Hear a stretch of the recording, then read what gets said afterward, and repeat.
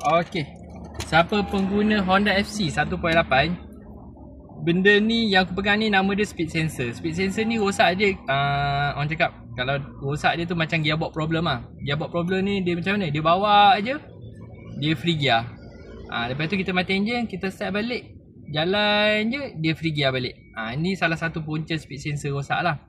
Tapi nak tahu speed sensor rosak ke tak rosak, selebih tepatnya kita menggunakan scan tool lah. Kena wajib guna scan tool. Kalau tak guna scan tool, kita tak boleh nak tangkap dengan tepat. Tapi salah satu simptom dia, kita bawa dia free gear, kita bawa dia free gear. Ini salah satu speed sensor problem. Salah satu lagi, dia ada meter keluar kod error dekat sini.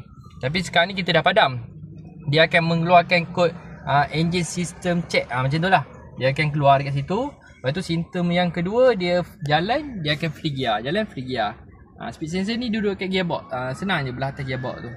Okey, siapa menggunakan FC 1.8 kena berhati-hatilah dengan speed sensor ni, boleh menyebabkan kita tersadai tepi jalan. Dapat tu?